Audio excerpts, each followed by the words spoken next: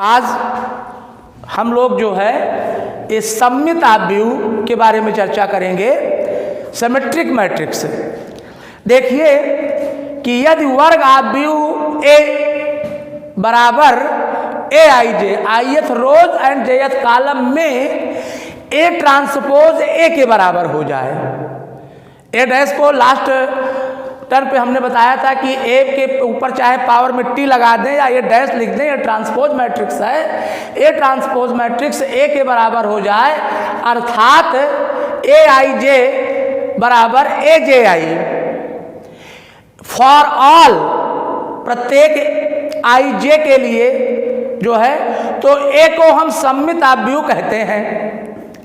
जैसे आप देखिए उदाहरण के तौर पर इसमें 1 2 3 ए पहले रो में है, 2 3 1 ए दूसरे रो में है, 3 1 2 ए तीसरे रो में है। इसको हम आप ith रो और jth कॉलम को हम अगर इसको पहले कॉलम को और ith रो में चेंज कर देंगे और यही काम हम ट्रांसपोज मैट्रिक्स में करते हैं कि स्तंभों को पंक्तियों में या पंक्तियों को स्तंभों में, तो इस पे परिवर्तन नहीं होगा।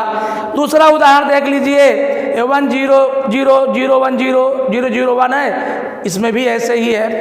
अब आइए इसके ऊपर जो बोर्ड परीक्षा में प्रश्न आता है उसको हम लोग लिखते हैं। ये देखिए क्वेश्चन है, प्रश्न जो है ये है। इस प्रश्न को कैसे करेंगे कि यदि ए और बी समान क्रम के, ये देखिए इस तरह का सवाल आता है, यदि ए तथा बी समान क्रम के, ए तथा बी समान क्रम के दो सममित आव्यूह हैं, दो सममित आव्यूह हैं, तो सिद्ध कीजिए कि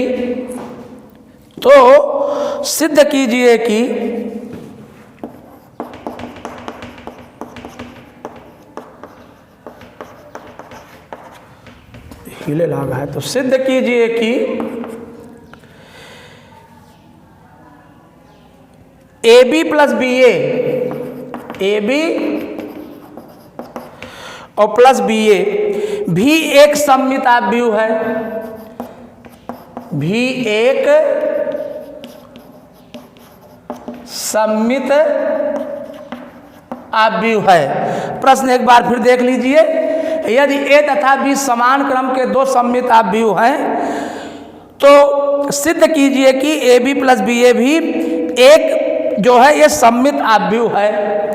अब आप देखिए इसका हल हम कैसे करेंगे। जो कल हमने प्रश्न इसकी प्रॉपर्टीज बताई थी ट्रांसपोज ऑफ मैट्रिक्स की, उसी आधार पर हम इसको करेंगे। अब आप देखिए प्रश्नानुसार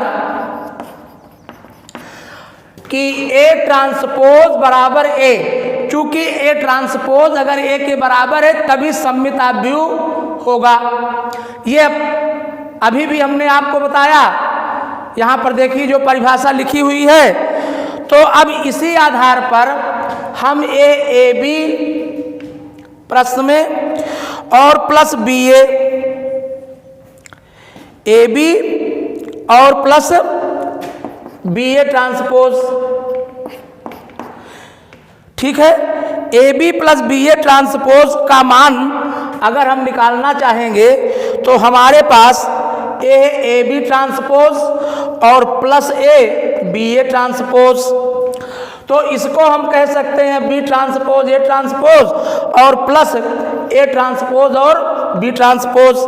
अब कल हमने आपको प्रॉपर्टी लिखी थी कि ए बी ट्रांसपोज जो है यहाँ पर देखिए और बी ए ट्रांसपोज जो है, ए बी ट्रांसपोज हमारा बी ए के बराबर हो गया, A B transpose A transpose, और ये हमारा ए बी के बराबर हो गया।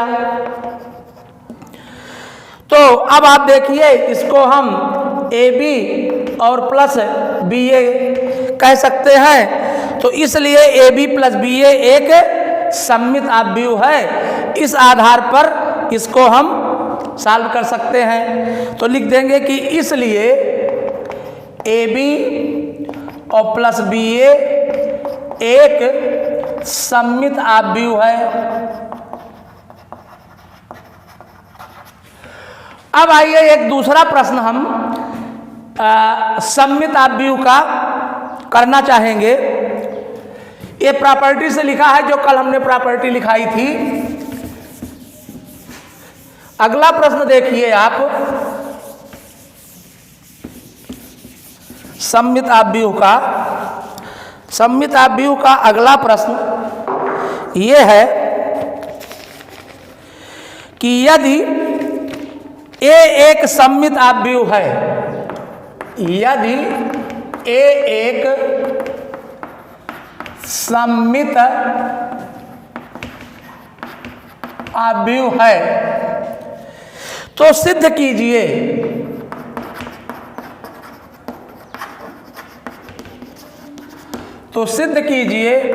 ए प्लस ए ट्रांसपोज एक सममित आव्यूह है।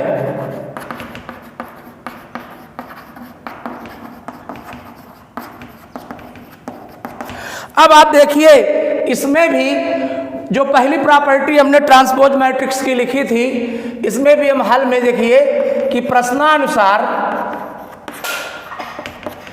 ए ट्रांसपोज बराबर ए, बहुत आसान है ये, केवल इसको समझ लो।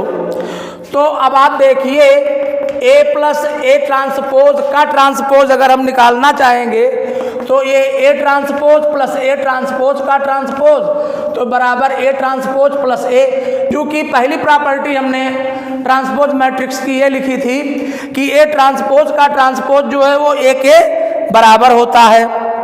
तो implies that A plus A dash एक सममित आव्यूह है।